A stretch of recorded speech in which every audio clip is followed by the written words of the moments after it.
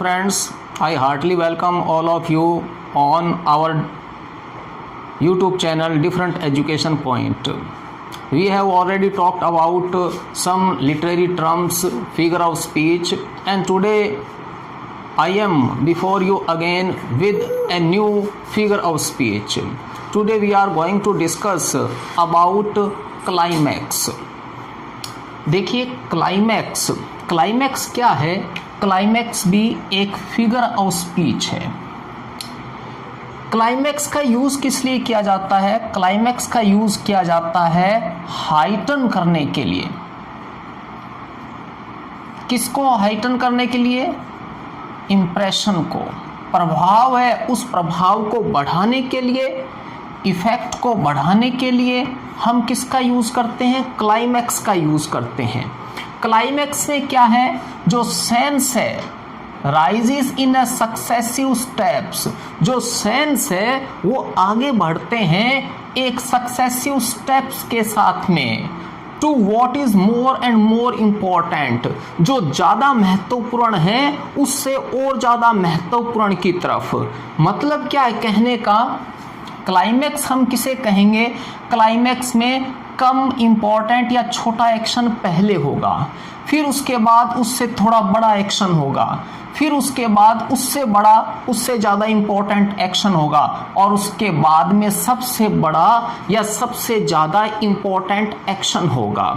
मतलब क्लाइमैक्स का मतलब क्या है? कि क्लाइमैक्स का मतलब ये है कि पहले कम इम्पोर्टेंट एक्शन होता है, उसके बाद में उससे ज़्यादा इम्पोर्टेंट एक्शन होता है, फिर उसके बाद में उससे ज़्यादा, और लास्ट के अंदर सबसे ज़्यादा जो इम्पोर्टेंट एक्शन है वो एक्शन होता है। जैसा कि आपने अक्सर देखा है, हम मूवी देखते हैं तो हम कहते हैं कि इसका क्लाइमैक्स बहुत इंटरेस्टिंग था।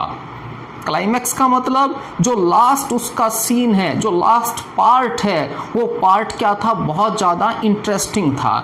तो क्लाइमैक्स है, इस फिगर ऑफ स्पीच का प्रयोग भी पोएम में किया जाता है हाइटन करने के लिए, इफेक्ट बढ़ाने के लिए। तो अब हम एग्जाम्पल देखते हैं क्लाइमैक्स के। पहला एग्जाम्पल देखिए, आई केम, मैं आया, आई सो, मैंने देखा, आई कंकर्ड, और मैंने जीत लिया। कंकर का मतलब क्या होता है? कंकर का मतलब होता है वन। ठीक है, वन क्या है? विन की सेकंड और थर्ड फॉर्म है। कंकर हम किसे बोलते हैं? जीत हासिल करना। तो ये कह रहा है कि आई केम, मैं आया, आई सो, मैंने देखा, आई कंकर्ड, और मैंने क्या किया? जीत हासिल की।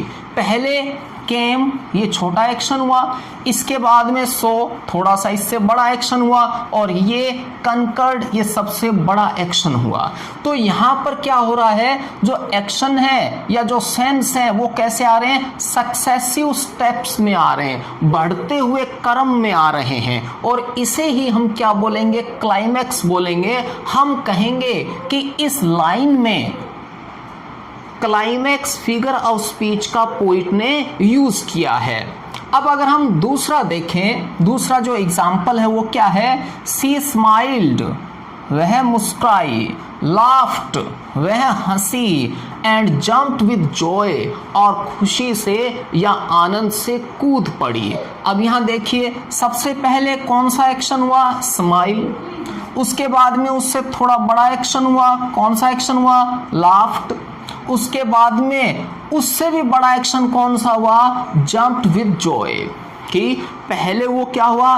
उसने स्माइल की, उसके बाद में वो हंसी, और उसके बाद में वो खुशी से क्या हुआ?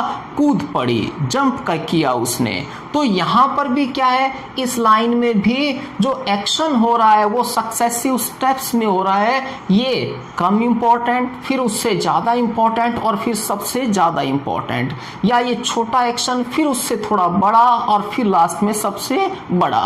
तो हम कहेंगे कि इस लाइन में पोइट ने क्लाइमैक्स लिटरेरी टर्म है उसका यूज किया है। नेक्स्ट अगर हम तीसरा देखें तो तीसरा देखिए, ही लाइज, वह झूठ बोलता है, डिसीव्स, धोखा देता है, स्टील्स, चोरी करता है, एंड ही किल्स, और वह मारता भी है। अब यहाँ देखिए, झूठ बोलना ये इससे भी ज्यादा बुरा क्या है? डिसीव, धोखा देना। इससे भी ज्यादा बुरा स्टील, चोरी करना। और इससे भी ज्यादा किल कर देना, मार देना। तो यहां भी क्या हो रहा है, जो स्टेप्स हैं वो स्टेप्स कैसे चल रहे हैं? अपने सक्सेसिव चल रहे हैं। ये छोटा स्टेप, फिर उससे बड़ा स्टेप, फिर उससे बड़ा स्टेप, और ये उससे भी बड़ा स्टेप। इसे हम क्या कहेंगे? इसे हम कहेंगे क्लाइमैक्स। फिर नेक्स्ट अगर हम एग्जाम्पल देखें तो ये जो लाइन है, ये लाइन वर्ल्ड फेमस है, ये बात मैं आपको बता दूं। और ये लाइन है फ्रांसिस बेकन की। फ्रांसिस बेकन की नाम लाइन है ये। और ये किस में से ली गई है? आवर स्टडीज में से ली गई है। आवर स्टडीज ऐसे है फ्रांसिस बेकन का, और उसी में से ये लाइन ली गई है। ये लाइन भी वर्ल्ड फेमस है। Some books are to be tasted. ये कहता है कि कुछ किताबें टेस्ट करने के लिए होती है, चखने के लिए होती है। अदर, और जो दूसरी किताबें होती है टू बी स्वेलोड, वह निगलने के लिए होती है। एंड सम फ्यू, और केवल कुछ किताबें होती है टू बी च्यूड, जिन्हें चबाया जाता है। च्यू का मतलब क्या है? चबाना। जिन्हें चबाया जाता है। एंड डाइजेस्टेड, और पचाया जाता है। इसका मतलब ये कह रहा है, यहां पर इसने क्या क्या फूड इमेज ली है।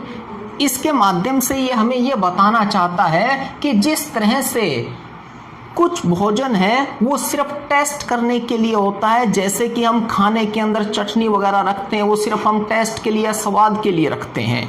और ये कहता है कि कुछ भोजन किसके लिए होता है? कि हमें वो निगलना होता है, उसमें हम स्वाद नहीं देखते, सिर्फ क्या होता है? हमें निगलना होता है, अपना पेट भरना होता है। और कुछ भोजन इस तरह का होता है जिसको हमें अच्छी तरह से चबाना पड़ता है और उसको डाइजेस्ट भी करना पड़ता है, अदरवाइज वो हमें नुकसान पहुंचा सकता है।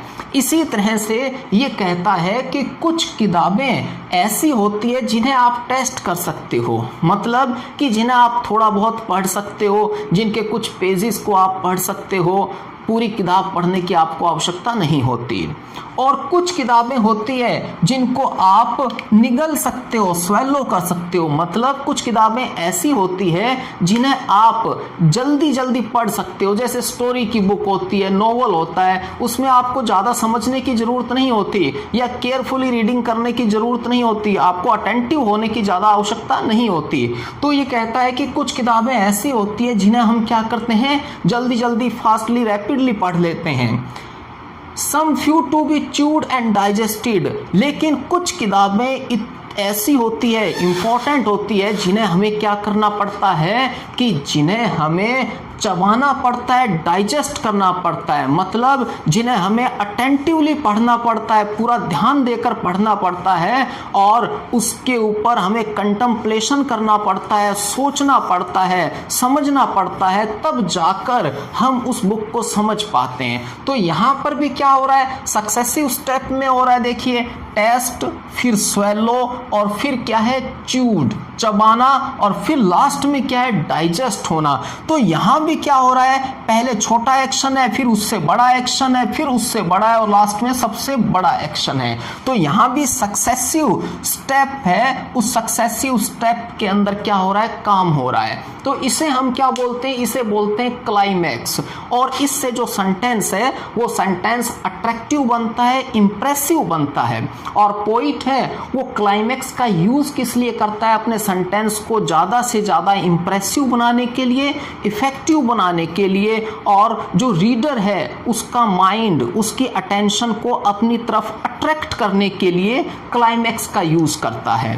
तो ये क्लाइमैक्स आपको समझ आ गया होगा।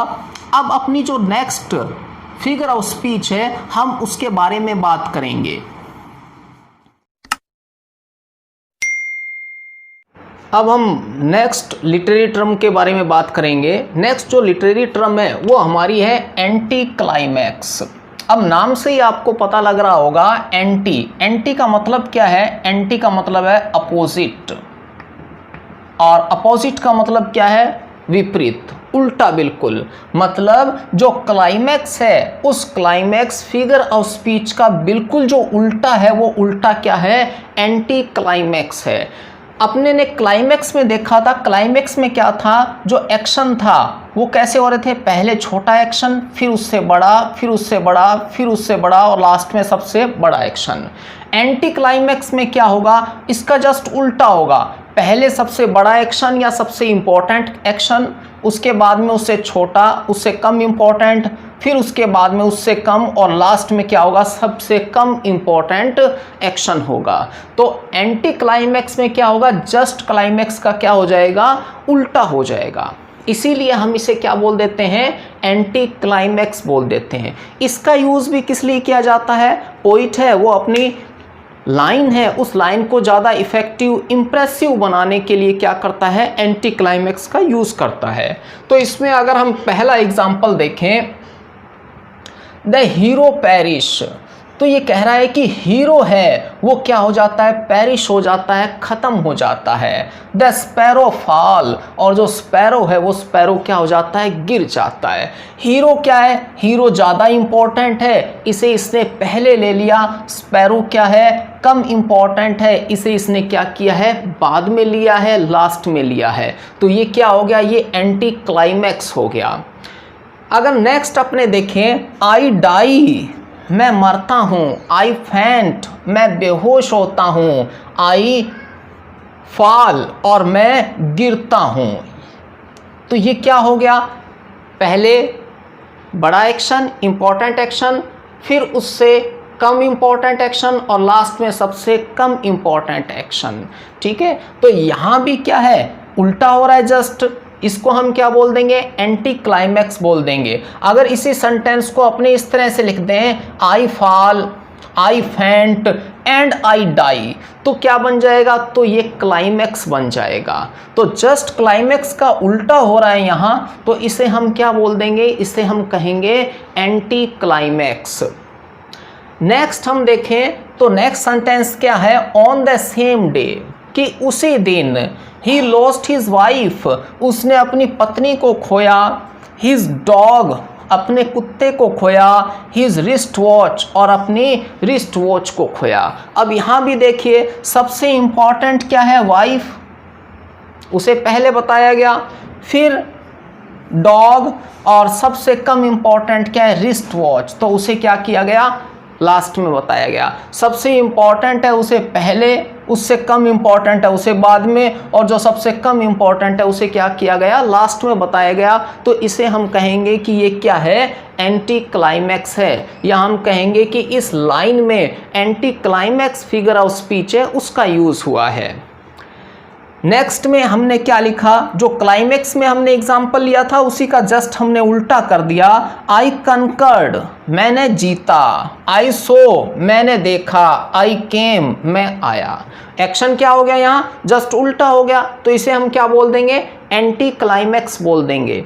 इसी तरह से सी जम्प्ड विद जॉय, वह खुशी से कूद उठी, लाफ्ड, हंसी, एंड स्माइल्ड, और मुस्कुराई। यहाँ भी हमने क्या किया, यहाँ भी हमने जो इम्पॉर्टेंट या बड़ा एक्शन था उसे पहले लिया, उसके बाद में उससे कम इम्पॉर्टेंट एक्शन को लिया, और उससे बाद में उससे भी कम इम्पॉर्टेंट एक्शन को हमने लिया। तो इसमें आपने देखा होगा कि जैसे क्लाइमैक्स है, उस क्लाइमैक्स में जो एक्शन था वो एक्शन पहले कम इम्पॉर्टेंट, फिर उससे ज़्यादा, फिर उससे ज़्यादा, और लास्ट में सबसे ज़्यादा इम्पॉर्टेंट एक्शन था। जस्ट उल्टा किस में है, एंटी क्लाइमैक्स में है। एंटी क्लाइमैक्स में क्या होगा, सबसे इम्पॉर्टेंट एक्शन पहले आएगा, फिर उससे कम इम्पॉर्टेंट आएगा, फिर लास्ट में सबसे कम इम्पॉर्टेंट आएगा। वहाँ क्या था, इंक्रीज हो रहा था, और यहाँ क्या हो रहा है, डिक्रीज हो रहा है। तो ये क्या है, ये एंटी क्लाइमैक्स हमने फिगर ऑफ स्पीच करी। अब हम नेक्स्ट फिगर ऑफ स्पीच के बारे में बात करेंगे। नेक्स्ट फिगर ऑफ जो स्पीच है वह क्या है, ट्रांसफर्ड एपिथेट। देखिए ट्रांसफर का मतलब क्या होता है, इसका मतलब होता है चेंज, बदलना। हम कहते हैं कि उसका ट्रांसफ़र हो गया। ट्रांसफ़र का मतलब उसे चेंज कर दिया गया है, उसका जो प्लेस है या ड्यूटी प्लेस है उसे हमने क्या कर दिया, चेंज कर दिया। तो यहाँ भी ट्रांसफर्ड का मतलब क्या है, चेंज कर देना, बदल देना। एपिथेट का मतलब क्या है, एपिथेट का मतलब होता है एडजेक्टिव। एडजेक्टिव का मतलब क्या है? एडजेक्टिव का मतलब है विशेषण, और विशेषण का आपको पता है विशेषण क्या करता है? नाउन या प्रोनाउन, मतलब संज्ञा या सर्वनाम है, इनकी विशेषता बताता है। ठीक है, यही काम है इसका। और यहाँ अब अगर हम इस फिगर ऑफ स्पीच का मीनिंग देखें, ट्रांसफर्ड एपिथेट, तो इसका मतलब क्या हुआ कि विशेषण को क्या कर देना? बदल देना। ठीक है, इसमें क्या होता है एक्चुअल में कि जो विशेषण है वो विशेषण जिस नाउन या प्रोनाउन के पास लगना है, उस नाउन या प्रोनाउन के पास न लगाकर उसे कहीं और शिफ्ट कर दिया जाता है, ट्रांसफ़र कर दिया जाता है। इसीलिए इसे क्या कहा जाता है? ट्रांसफर्ड एपिथेट कहा जाता है कि विशेषण है, विशेषण को क्या कर दिया गया है? बदल दिया गया है। ये भी एक फिगर ऑफ स्पीच है जिसका कि पोइट बहुत ज़्यादा यूज़ करते हैं अपनी लाइन को इफ़ेक्टिव इम्प्रेसिव बनाने के लिए, और रीडर है, रीडर का जो ध्यान है वो अपनी तरफ अट्रैक्ट करने के लिए। अब पहला एग्जाम्पल हम अगर देखें, ही पास्ड, उसने बिताई, ए स्लीपलेस, स्लीपलेस बिना सोए हुए, नाइट रात। अब नाइट क्या है? नाइट यहाँ पर नाउन है, संज्ञा है, तो यहाँ इसका मतलब क्या निकल रहा है कि स्लीपलेस कौन है? स्लीपलेस यहाँ क्या है? एडजेक्टिव। एडजेक्टिव का मतलब क्या है? विशेषण। अगर हम इस सेंटेंस को इस तरह से देखें, ही पास्ड, उसने बिताई, ए स्लीपलेस बिना सोए हुए, नाइट रात, तो यहाँ इसका ये सेंस निकल रहा है कि स्लीपलेस क्या है? एडजेक्टिव है, तो ये किसको डिनोट कर रहा है? इस नाउन को, इस नाउन की विशेषता बता रहा है कि नाइट है, वो नाइट क्या है? स्लीपलेस है, वो नाइट है, वो नाइट क्या है? सोई नहीं। तो यहाँ पर ये एडजेक्टिव है, ये कहाँ ट्रांसफ़र कर दिया गया? यहाँ ट्रांसफ़र कर दिया गया, जबकि ये एडजेक्टिव है किसके लिए? ही के लिए है। नाइट है, वो नाइट स्लीपलेस नहीं है, स्लीपलेस कौन था? ही था, कि ही ने बिना सोए हुए क्या किया? रात बिताई। तो ये एडजेक्टिव है, ये एडजेक्टिव यूज़ तो ही के लिए होना चाहिए था यहाँ पर, लेकिन ये यूज़ कहाँ कर दिया गया? इस नाउन के पास कर दिया गया। तो ये एडजेक्टिव है, वो यहाँ से कहाँ ट्रांसफ़र कर दिया? यहाँ ट्रांसफ़र कर दिया। इसीलिए हमने ये कहा कि इस लाइन में ट्रांसफर्ड एपिथेट का यूज़ हुआ है। दूसरा अगर हम देखें एग्जाम्पल, ही टॉस्ड, टॉस का मतलब क्या होता है? देखिए, टॉस वर्ब की फर्स्ट फॉर्म है ये, और सेकंड और थर्ड फॉर्म में क्या होगा? ईडी लग जाएगा। टॉस का मतलब क्या है? टॉस का मतलब उछालना। जैसे क्रिकेट का मैच होता है तो उसमें कहते हैं कि टॉस किया, टॉस में क्या करते हैं? कॉइन को उछालते हैं, तो टॉस का मतलब क्या है? उछालना। तो यहाँ क्या है? ही टॉस्ड, वह उछला, फ्रॉम साइड टू साइड, एक साइड से दूसरी side, on his restless pillow, अपने बेचैन पिल्लो, तकिए के ऊपर, कि वह अपने एक साइड से दूसरी साइड की तरफ उछला, एक साइड से दूसरी साइड की तरफ हुआ, ऑन हिज रेस्टलेस पिल्लो, अपने बेचैन तकिए के ऊपर। अब यहाँ देखिए, पिलो क्या है? पिलो नाउन है, रेस्टलेस कौन है? रेस्टलेस का मतलब क्या है? बेचैन। ये रेस्टलेस है कौन? क्या क्या चीज़ है? ये एडजेक्टिव, विशेषण है। अब यहाँ लगा दिया तो ये किस नाउन के बारे में बता रहा है? पिल्लो नाउन के बारे में। अब ये लाइन में ये बनता है कि बेचैन कौन है? बेचैन ये ही नहीं है, बेचैन कौन है? बेचैन पिल्लो है। जबकि ये जो एडजेक्टिव है, ये एडजेक्टिव रियल में किसके लिए यूज़ हुआ है? ही के लिए यूज़ हुआ है, ये यहाँ आना चाहिए। तो इस एडजेक्टिव को यहाँ यूज़ ना करके हमने कहाँ यूज़ कर लिया? पिल्लो के पास यूज़ कर लिया। इस एडजेक्टिव का हमने ट्रांसफ़र कर दिया यहाँ, इसीलिए इसे हम क्या बोलेंगे? ट्रांसफर्ड एपिथेट बोलेंगे। हम कहेंगे कि इस लाइन में पोइट है, उस पोइट ने ट्रांसफर्ड एपिथेट का यूज़ किया है, क्योंकि जब हम लाइन को पढ़ेंगे तो हमें लाइन पढ़ते ही समझ में आ जाएगा कि पिल्लो है, ये रेस्टलेस नहीं है, इसने एडजेक्टिव गलत यूज़ किया है। ये एडजेक्टिव यूज़ कहाँ होना चाहिए था? ही के लिए यूज़ होना चाहिए था। तो यहाँ हम कहेंगे कि कौन सी लिटरेरी टर्म का यूज़ हुआ है? ट्रांसफर्ड एपिथेट का यूज़ हुआ है।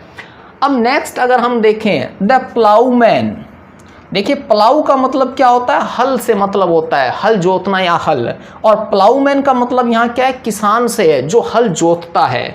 द प्लाउमन होमवर्ड, वर्ड का मतलब होता है तरफ, होम का मतलब क्या है घर, कि जो किसान है वो किसान घर की तरफ प्लॉड्स, प्लॉड का मतलब होता है धीरे धीरे, हम थके हुए होते हैं तो धीरे धीरे कदम बढ़ाते हुए जाते हैं, उसको क्या बोलते हैं, प्लॉड बोलते हैं। किसान है वो किसान घर की तरफ जाता है, हिज वियरी वे, अपने थके हुए रास्ते से। अब वियरी का मतलब क्या है, थका हुआ, एग्जॉस्टेड, टायर्ड कह सकते हो आप। अब वियरी यहाँ पर क्या है, एडजेक्टिव है, विशेषण है। वे यहाँ पर क्या है, नाउन है, संज्ञा है। तो वैसे आप देखोगे तो क्या मीनिंग निकलेगा इसका, कि किसान है वो अपने घर की तरफ जाता है थके हुए रास्ते पर, लेकिन ऐसे मीनिंग, इस अर्थ इसका क्या होगा, गलत निकलेगा। अब यहाँ पर हमें ये देखना है कि वियरी, थका हुआ, थका हुआ कौन है, वे नहीं है यहाँ पर। हालांकि वे के पास लगा दिया इसने, ये एडजेक्टिव है और इसने इस नाउन के पास लगा दिया, लेकिन ये वियरी कौन है, ये वियरी प्लोमन है। ये वियरी कौन है, ये पीजेंट है, फार्मर है, किसान है। तो ये वियरी यहाँ आना चाहिए इस प्लोमैन के लिए, लेकिन ये प्लोमैन के पास न लगाकर ये कहाँ लगा दिया गया, वे के पास लगा दिया गया। तो यहाँ से एडजेक्टिव को क्या कर दिया, यहाँ रख दिया गया, उसका ट्रांसफर कर दिया गया। तो हम ये कहेंगे कि इस लाइन में ट्रांसफर्ड एपिथेट का यूज हुआ है। ये कंट्री चर्चयार्ड पोइम में से ली हुई लाइनें हैं, ये लाइनें भी फेमस हैं। नेक्स्ट देखिए, द प्रिजनर, जो कैदी है, वैज प्लेस्ड, उसे रखा गया, इन कंडम्ड सेल। कंडम्ड का मतलब क्या है, श्रापित कह सकते हो, निंदनीय कह सकते हो।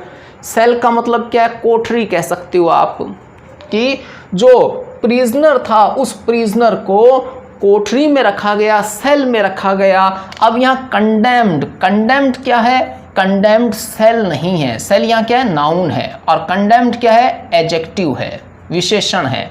तो कंडेम्ड यहाँ सेल नहीं है, बल्कि कंडेम्ड कौन है, ये प्रिजनर है। तो यहाँ जो एडजेक्टिव आना था उस एडजेक्टिव का हमने क्या कर दिया, ट्रांसफर कर दिया और उसे उस नाउन के पास रख दिया, सेल के पास में। तो यहाँ हम कहेंगे कि इस लाइन में ट्रांसफर्ड एपिथेट का यूज हुआ है। हम लाइन पढ़ेंगे तो हमें पता लग जाएगा कि ये एडजेक्टिव है और इस एडजेक्टिव का गलत यूज हुआ है, जबकि ये एडजेक्टिव यहाँ आना चाहिए था। तो उससे हमें पता लग जाएगा कि यहाँ पर जिस फिगर ऑफ स्पीच का यूज हुआ है वो फिगर ऑफ स्पीच कौन सी है, ट्रांसफर्ड एपिथेट है। नेक्स्ट देखिए, he had a pleasant time behind, कि उसके पीछे एक बहुत ही सुहावना समय रहा। अब देखिए प्लीजेंट क्या है, प्लीजेंट एडजेक्टिव है, टाइम यहाँ क्या है, नाउन है। अब यहाँ अगर आप गौर से देखेंगे तो ये प्लीजेंट एडजेक्टिव यहाँ किसके बारे में बता रहा है, टाइम के बारे में, कि टाइम क्या था, प्लीजेंट था। टाइम प्लीजेंट नहीं था, यहाँ प्लीजेंट कौन था, ही, ये प्लीजेंट था, ही प्लीजेंट था। कब, उस समय। और ही प्लीजेंट था तभी उसको वो टाइम कैसा लगा, प्लीजेंट लगा, या टाइम अच्छा लगा, क्योंकि वो खुद प्लीजेंट था। अब यहाँ ये एडजेक्टिव इसके लिए यूज हुआ है, जबकि यहाँ से ट्रांसफर करके क्या रख दिया गया, टाइम नाउन के पास रख दिया गया। तो इसीलिए हम इसे क्या बोलेंगे, ट्रांसफर्ड एपिथेट बोलेंगे। ठीक है, इसका मतलब आप समझ गए होंगे इन एग्जाम्पल से कि जब हम एक एडजेक्टिव को ट्रांसफ़र कर देते हैं उस नाउन या प्रोनाउन से जिसके लिए वो यूज़ हुआ है, कहाँ, दूसरे नाउन या प्रोनाउन के पास जिसके लिए वो यूज़ नहीं हुआ, तो हम उसे क्या बोलते हैं, ट्रांसफर्ड एपिथेट बोलते हैं। आज की वीडियो में हमने 3 फिगर ऑफ स्पीच के बारे में बात की, क्लाइमैक्स के बारे में हमने बात की। क्लाइमैक्स में मैंने आपको बताया कि जब एक्शन है वो सक्सेसिव स्टेप्स में होते हैं, कि पहले कम इम्पोर्टेंट, फिर उससे ज़्यादा इम्पोर्टेंट, फिर उससे ज़्यादा इम्पोर्टेंट, और सबसे लास्ट में सबसे ज़्यादा इम्पोर्टेंट या सबसे बड़ा एक्शन होना, तो उसको हम क्या बोलते हैं, क्लाइमैक्स बोलते हैं। दूसरी लिटरेरी टर्म के बारे में हमने बात की, एंटी क्लाइमैक्स। एंटी क्लाइमैक्स क्या है, इसका बिल्कुल अपोजिट, कि सबसे इम्पोर्टेंट या बड़ा एक्शन पहले होना, फिर उससे थोड़ा कम इम्पोर्टेंट एक्शन होना, फिर उससे कम, और लास्ट में सबसे कम इंपॉर्टेंट एक्शन होना, वो क्या हो गया, वो एंटी क्लाइमैक्स हो गया। और तीसरी जो लिटरेरी टर्म के बारे में हमने बात की, वो लिटरेरी टर्म क्या है, ट्रांसफर्ड एपिथेट। इसके बारे में आपको बता चुका हूं कि ट्रांसफर का मतलब क्या है, चेंज करना या बदलना, और एपिथेट का मतलब क्या होता है, विशेषण, एडजेक्टिव। मतलब कि जो एडजेक्टिव जिस नाउन या प्रोनाउन के पास लगना चाहिए उस नाउन या प्रोनाउन के पास न लगाकर जब हम उस एडजेक्टिव को किसी दूसरे नाउन या प्रोनाउन के पास शिफ्ट कर देते हैं, ट्रांसफर कर देते हैं, तो उस फिगर ऑफ स्पीच को कहा जाता है ट्रांसफर्ड एपिथेट। तो हमने आज 3 फिगर ऑफ स्पीच के बारे में बात की और मैं आशा करता हूं कि आपको ये तीनों फिगर ऑफ स्पीच समझ आ गई होगी। और अगर आपके कोई कमेंट है तो कमेंट बॉक्स में ज़रूर लिखिए और ज़्यादा से ज़्यादा वीडियो को लाइक करें, शेयर करें, सब्सक्राइब करें। Thanks a lot. मैं फिर आपके सामने आऊँगा एक नई वीडियो के साथ में, कुछ नए टॉपिक के साथ में।